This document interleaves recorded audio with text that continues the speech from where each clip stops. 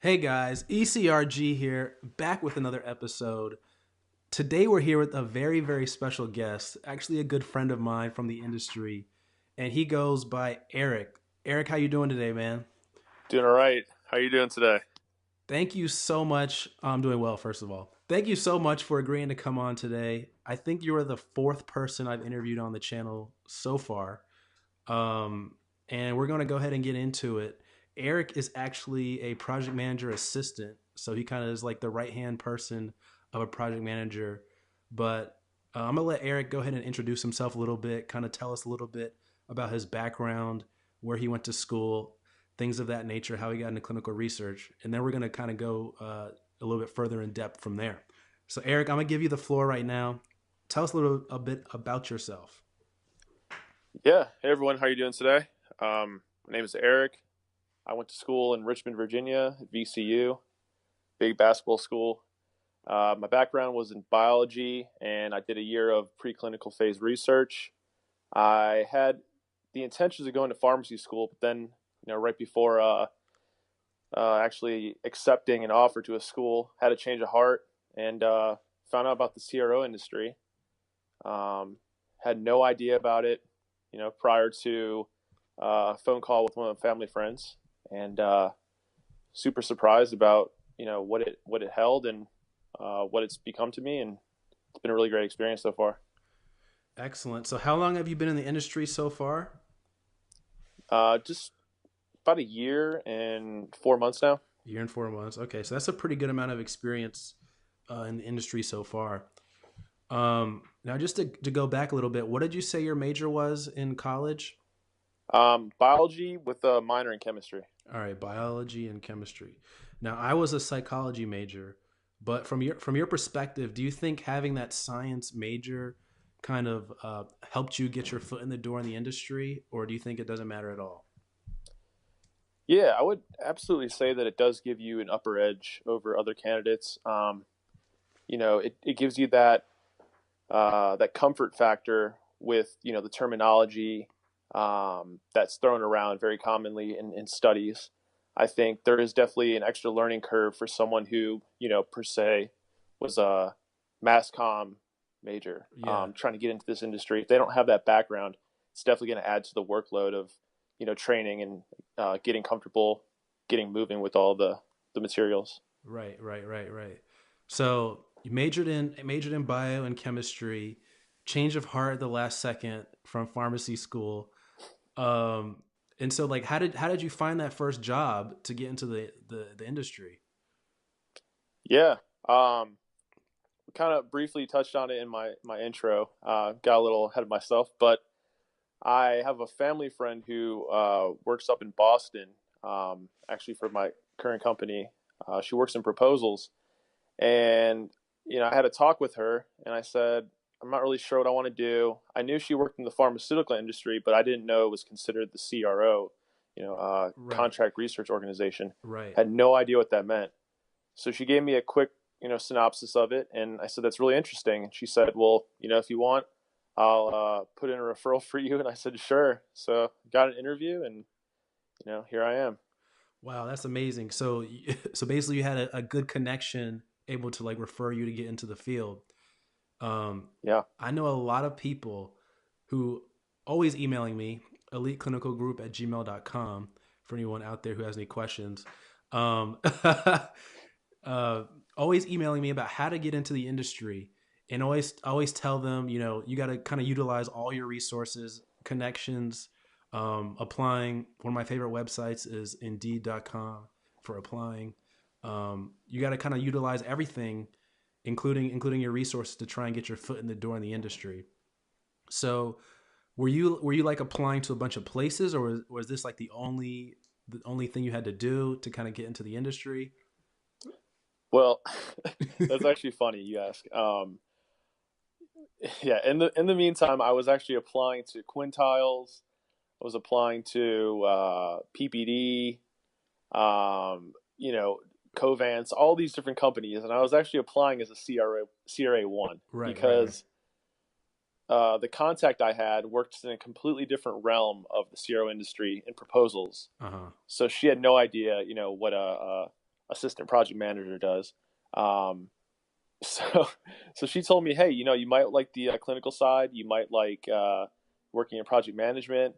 She talked about startups. So I was applying to all these positions that I really, wasn't qualified for as an entry level applicant. Right. Um, so yeah, it was just that's pretty much what I was doing. I don't think I would have had a shot if they gave me an interview, because I was applying for something that had more expected knowledge than I possessed at the time. Right, right, right. And that's Yeah, interesting you say that, because a lot of people, email me and are just like, I want to be a CRA. I want to be a CRA. How can I be a CRA right now? yeah, Make it happen right now. But a lot of people don't realize that CRA and project manager, or like these other roles, they're not entry level roles at all. And they actually do require you to have some background knowledge, GCP, definitely. just how clinical trials works in general before you can actually like take them on. So, all right, cool. So, I mean, me and you, we actually started out in the same way, similarly. Um, It's my cat. uh, What's up, Puff? what's up, Puff? Continue. Sorry Welcome to about the that. podcast, Puff. Yeah, he wants to be on it apparently. um, so yeah, you did that. Now, did you have any other like research experience in undergrad or anything? Like any like bench research, lab research, or anything like that? Yeah, so I had about a year and some change, maybe a year and 2 months of preclinical phase research, is what I call it. Before it's actually implemented in human trial. Mm-hmm. Was working on a cancer-based genetic study, and there was a protein complex we were looking to trigger within these different phenotypes of Drosophila that we were creating constructs of. Mm-hmm. And it was a really, really interesting study. It definitely helped me with my GLP.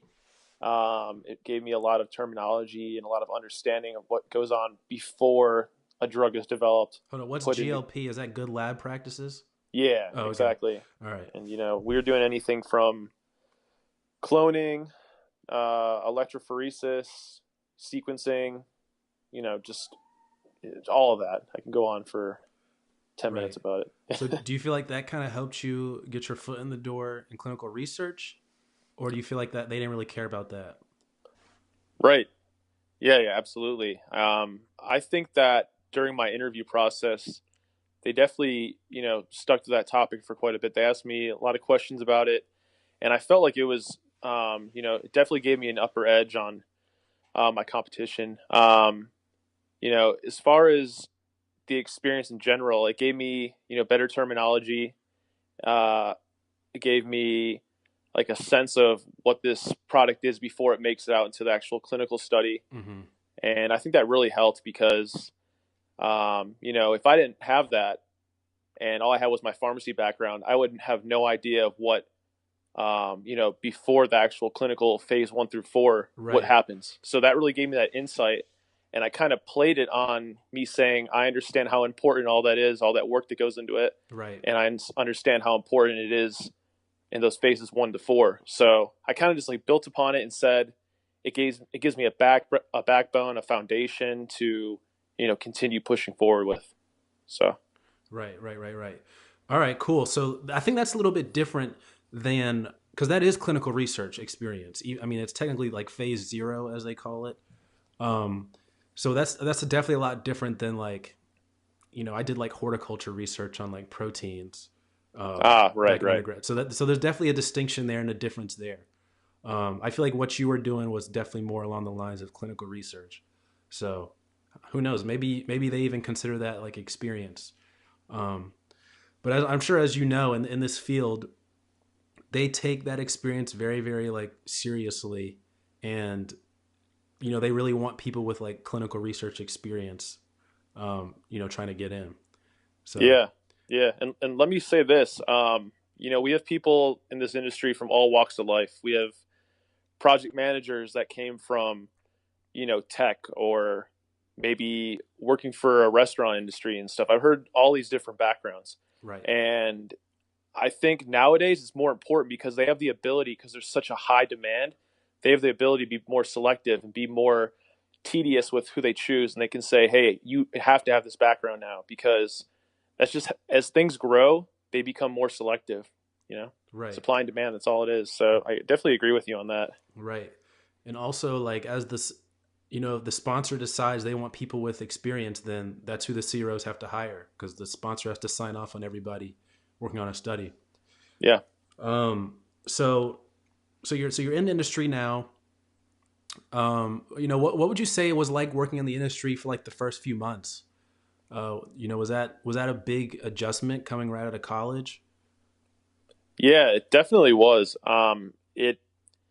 I wasn't straight out of college. I actually worked in a few different avenues of pharmacy before that. But my first few months in the CRO industry there was a big learning curve. Definitely a lot of time management skills, and just getting used to having different tasks every day rather than Mm-hmm. having the same tasks every day. Mm-hmm. That was a big thing. So definitely learned to implement the use of my calendar a lot more.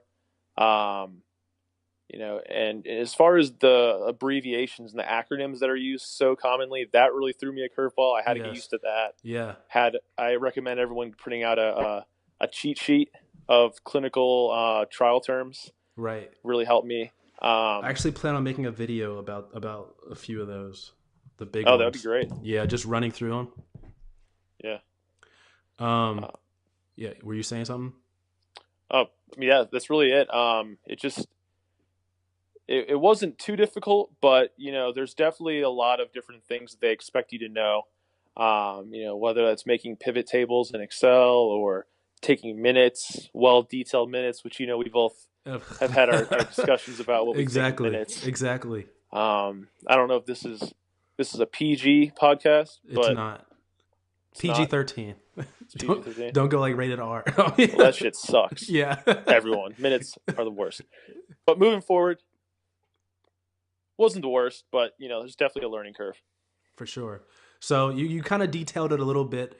Your first role was a project manager assistant type role, um, with minutes. What other tasks were you doing? I kind of described it as kind of like a jack of all trades type of position. Pretty much anything they Absolutely. ask you to do, you kind of are the go to person to go ahead and get that done. Yeah. So, in your words, like what would you say about that? Yeah, that's very accurate. I was managing anything from the investigator payment system, which was Hmm. actually a third party system, so that took some time getting used to. And it's not always the most stable system. It has a lot of issues that pop up just because it's not perfectly integrated with Rave and whatnot, metadata Rave. I've managed the informed consent forms, the input of the data in CTMS. Had to go and do some verification of imaging in metadata Rave. Hmm. Managing databases for site staff, internal staff, vendor staff, creating newsletters and mass communications. Hmm. It's just, the list goes on. It really, like you said, is a jack of all trades kind of deal, and Right. you're the right hand man to the project manager Right. or Pretty much. woman. Yeah, a lot of them are women. I think more are actually. Yeah, that's why I had to throw that in there. Yeah. We all owe it to our mothers. For sure. It's So, definitely a female dominated industry, for sure. yep. Um so what do you think about, I guess, being was that a good like entry level role? Would you recommend other people to kind of get their foot in the door that way, or maybe some other roles you can think of? Yeah. Absolutely. I think it was really great, and it gives you a good foundation to build off of. There's many different avenues you can take within the ladder, whether that's a linear or a vertical move. It's up to you. I also think it'd be cool, since the TMF, the trial master file, which I also didn't mention, was what took up most of my time. Right. That's a huge deliverable, very important part of the clinical trial. And if you can get into maybe a TMF operations position, I think that would give you a really good basis to build a case to move up with. I also think maybe like internal operations with however you guys manage your actual trials. If you have like a group like that, that'd be really great to get into. Um, yeah, there's definitely a lot of different avenues. Those are probably the other two I'd recommend. Right, right, right. Yeah, that's a good one about the TMF. That one doesn't get talked about enough because, I mean, I'm sure as you know, every study has issues with the TMF. Oh yeah. The TMF is a big deal. Hmm. So yeah, I definitely recommend the TMF part of it. So as far as your role, you've been in it for like a year and a half now. What is kind of like the career trajectory for that role? Like where can people move from there? Because that is on the project management side, but can people go clinical or what can people do from that? Yeah, I mean it's really a very versatile position. So you can keep moving up the ladder. You can go vertically. You can go to project manager, and you can go into project director, and then if you want to even climb further, you can get up into an executive customer relations position, or you can be an executive director. There's so many opportunities. People have moved into VP of strategic relations or solutions and whatnot. It's just that's the vertical way. If you want to go more linear, I guess you can go over into uh, would it be a CMA? What do you Yeah, think would be the next step? like in-house CRA, but I mean, that was technically laterally, but it depends. Okay. But yeah, Well, that's what I that's meant. a Not linear. I meant lateral. A lateral laterally. move. Yeah, Yeah. yeah, that was technically laterally, um, but that's a good route to go too. Yeah. Yeah. So when I say lateral, I don't mean you're doing the same exact skill. You're not having the same tasks thrown at you, but it's kind of the same level of. I don't want to throw anyone off by saying this respect Yeah, within the company, yeah, because it is a hierarchy. So yeah, I think as far as that, and then also you can go into maybe a TMF manager position. Um, yeah, that's as far as I know, to be honest. There's a lot of different realms, but I haven't explored those too much. So okay. Um, can people become CRAs from that role too? yeah, well, it's funny you asked that because I'm actually in transition right now. I was offered a position to become a CRA1, and it's definitely possible, guys. So keep your head up and keep chugging away. So did you know before you got into clinical research that you wanted to be a CRA? I have I had heard about it, but I wasn't sure if it was my thing. Due to the travel, and I didn't really know if it was like one of those positions that it kind of like made it seem like you were a medical professional, but it was just kind of like glorified. But I did my due diligence, and I found out it's a really great position. It's well respected. It's well benefited, and Yes. I'm really happy to be in this position. So Congrats on that, man. I know you've been working hard for that, and I appreciate it. I think you'll do really well at that, and I think you'll enjoy it. It's Sure definitely hope a so. blast. It's definitely a blast. I can tell you that. Yeah, thanks, man. I'm just trying to be like you. Respect.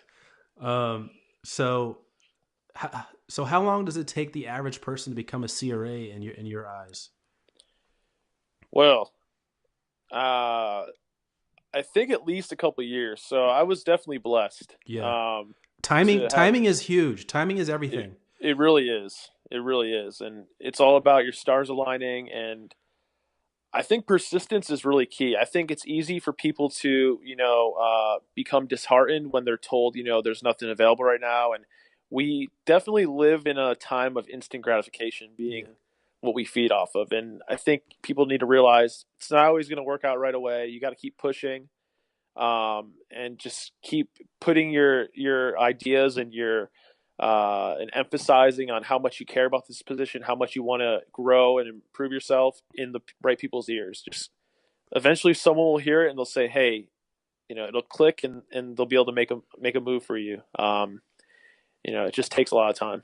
right. So, I mean, I know as early as like a few years ago, people were getting into the CRA role with like 6 months, definitely even a year or less of experience. Oh wow. But it has since changed because the sponsor wants more experienced people, so it has kind of trickled down through the CRO. Right. Um, but yeah, like a year and a half in the industry, becoming a CRA, that's excellent, man. That's almost unheard of at this point. Yeah, it's really great. My sponsor decided that they were willing to take on a CRA one. I spoke with our VP. I spoke with my director, Mm, and I really let them know that I really wanted to move in this position and how much I cared about it. And I built a case for myself. yes. I made sure I had clinically ended tasks that I was asking for on top of my regular duties and responsibilities. And so just kind of, pushing on them. And they said, hey, we're going to try to pitch you to the sponsor. And it worked out. So, there's always a possibility. Right, right. And you really got to kind of look out for yourself in a lot of these situations and make sure you have your own kind of self interest at heart, your own best interest at heart. Absolutely. So congratulations on that, man. That's awesome. Thank you. I'm pumped for you. Um, so that's happening for you in the next few months. Do you feel do you feel ready? Do you feel like you're ready to kind of jump into that role? Do you feel like you've kind of mastered and done all you could do in the previous project manager assistant role? You know, I always think there's more to be learned. There's always room for improvement. Um, but I think I'm pretty well off. Obviously, there's a lot that I don't know specifically, in depth as far as outside of the shell. Like I've been on an IMV shadowing, Yeah. and I kind of saw the shell of it, everything that was already prepared. It was handed over, it was signed off on, but I didn't see everything that went into that. I didn't see what went into writing the report, and all the That's a big deal. preparation. Yeah, so I think as far as what I know on the project management side, I can use that and apply it to becoming a CRA. But there is a lot more that I plan on finding out in the training Hmm. in the next 3 months. So you know a little bit about the training program? Um, like how are they training you? Because you are coming from project management, and having made a similar transition myself, there is a huge difference between the project management side and the clinical side. And I think even you said it. There's a big learning curve. There's gonna be a big learning curve, but Right. I know they're gonna train you up well. They're not gonna send you out there blind just to kind of like fuddle Let's hope around not. and do your thing. Um, but do you know what they're going to be teaching you in the training program? Because people ask these questions all the time. Right. You know, I'm not 100% sure. I'll be honest, but I have heard there's a lot of simulation. There's a lot of if this happens, if this goes wrong, what do you do? If the PI is not there, what do you do? If they can't find their materials or their binders, what do you do? Just a lot of what ifs. I also heard there's a lot of it's almost like a manners course. It teaches you how to be professional and how to deal with site staff and doctors and surgeons and just high high up their people, Yeah. up in the hierarchy of the hospital, how to deal with them because you don't want to upset them. You want to encourage them to enroll and try their best to make sure their subjects that meet the the inclusion criteria are actually getting enrolled, and the ones that don't, they're being weeded through. Right. So Well, that'll be good. How long does that last? The training period. it's about 3 months, and I believe in the second month you start doing co-monitoring visits. Okay. Well, that'll be good. We'll have to have you back on here to talk about your experience with that because I'm sure a Love lot of to be. people would be interested. Um, I've done a little bit during my training period, but it's always good to hear different perspectives too. Yeah, Um, absolutely. I'll definitely fill you all in when all is said and done. when all is said and done, man. Yep. So yeah, so project manager assistant to CRA. What I know it's kind of early in the process, but have your sights set on something, after CRA, or you're just kind of focused on that right now, or have you given much thought even to it? Because I know this is all fairly recent. Yeah, I've always had a hankering for wanting to become a hospital administrator. I Really? always thought that was a really cool position. I thought you were really involved and just having that oversight. But as I dig deeper into this CRA position, I'm starting to learn about the ladder, and um, I guess it would be considered like a clinical team lead. Yeah. That might be cool. And later on in life, when you have a family going and more responsibilities, it might be more difficult to continue the CRA route if you're in a high demand study with a lot of traveling. Right. And this trial lead position would give you the opportunity to oversee the CRAs that report to you, Uh-huh. and it's more of a remote work from home kind of deal, less travel. I Yes. think it's like 20% travel. You go to some investigator meetings, you go to other internal meetings and whatnot, but it's not so much you're going on site unless there's like you need to fill in or something, right? Exactly. Does that sound Exactly. about right? Yeah, that's about right. So I think that'd be really cool to explore through, and I just think the possibilities are really endless, man. You never know, like something might open and they'll say, "Hey, this person's really good at doing this. Let's give them a shot." It doesn't always have to be you keep going straight up. You can go 45 degrees if you want Right. in the other direction and cut Right. through some stuff. So Right. Right. That's pretty yeah, cool. Yeah. I like the CTL role. Um it's a good role. As much as I could say there. So yeah, people ask about the travel a lot, and of course, like if you can have family while being a CRA and stuff. So how much travel did they advertise to you? they said it could be up to 65% of the time. However, I'm on a stroke study, and the inclusion exclusion criteria is very, very intense. So we only enroll, maybe a patient or two every week, maybe every 2 weeks. Oh, on the whole So, study. right. Oh, okay. Yeah, it's very, very tedious. They have these standards of scores that they want the patient to achieve, and if not, they'll exclude them and consider them a screen fail. And there's a lot that goes into it. So this study is more so 20 to 30% travel, and then 70 to 80% regulatory and oversight. Working from home. Maybe even doing some ad hoc visits. Or doing visits for another study. They might borrow you and put you on another study to run some visits. So it all really depends. Right. Yeah. Um, yeah, I know when they say 65%, that's a real 65%. They're not saying that and actually going to give you like 30% or Oh wow. 25%. So yeah, that's for real. And a lot of people think that they're just joking when they say stuff like that, but it couldn't be further But from they're the not. truth. Yeah, no, not at all, not at all. So yeah, Oh man. yeah, I'm told 65%, and I'd say it's probably more right now, but I mean, it goes through ups and downs. Yeah. I'm probably more like 75, 80% right now. Wow. Well, people always say it's not all about the money, but it sure does help. Yes, And you're probably getting some nice incentives for that extra travel, aren't it you? sure does help. Yeah. Yeah, I know because I'm in the sponsor level now. I know at the CRO level, they do offer a lot of bonuses and stuff. So if you like complete a certain number of visits in a month, you get like a nice bonus.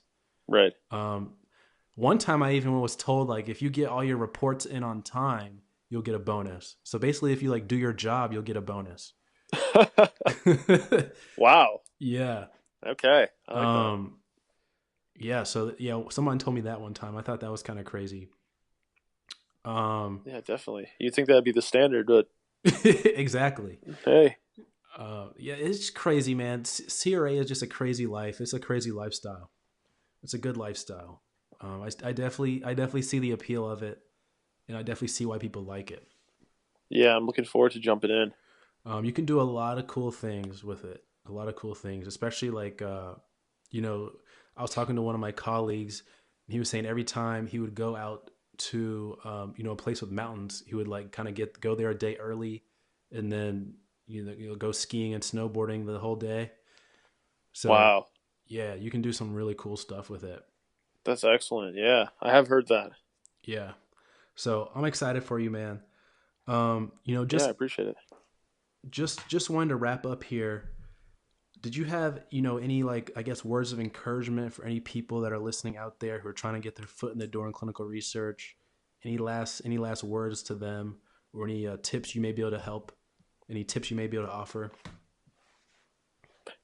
Yeah, I'd just like to reiterate the word persistence, guys. It's very important. You got to keep pushing and believing in yourself, and you really got to build a case. You have to, when you have that interview, if you're lucky enough to, or even if it's being applied to your resume, you got to build a case for yourself and show that you can be placed into this position, even though you may not have all of the necessary background. Mm-hmm. You got to show them that you can, and you got to sell yourself as a product essentially to your interviewers. Right. And I mean, that's pretty much what I did. I also asked them at the end, hey, is there any reason why you think I wouldn't be able to succeed in this position? Right. It's kind of like a closer statement. And my last interviewer said, well, I think this kind of concerns me. And then that gave me the opportunity to touch on that and cover my tracks and say, hey, well, you think this? Well, I have this experience, and I would be able to do this and provide this. So I just think it's a matter of just being confident in yourself, being patient, and looking out for yourself, like you said, because if companies have obligations to you as much as you do to them, Right. and if they're not giving you the opportunity to grow or get your foot in the door, then there's always another one to try. So don't hang around too long, but be patient at the same time. There's a happy medium somewhere in there. Yeah, that's a great point. Great points all around there. That's one of the best things about this industry, I feel like, is there's just so much opportunity and so many companies you can work for. I know, I just really like having that ability to where if something happens, you need to quit and work for someone else, you have that ability to do that. So you've got a lot of Oh leverage yeah, with that. absolutely. So I really like that. It's a good deal. Thanks so much again, Eric, for agreeing to come on the podcast and the show here. I definitely would like to give people the opportunity to email you, I guess, if they have any questions, or they can just email me at eliteclinicalgroup@gmail.com, and I can forward them on to Eric if anyone has any specific questions. Yeah, Let's do it that way. Yeah, we'll just do that. Or you can comment down below if you're listening on YouTube. Any questions, I can forward those on to Eric and see what he says. So yes, sir. Thanks once again, Eric. Yeah, Mr. ECRG, it was a pleasure. Thanks for having me.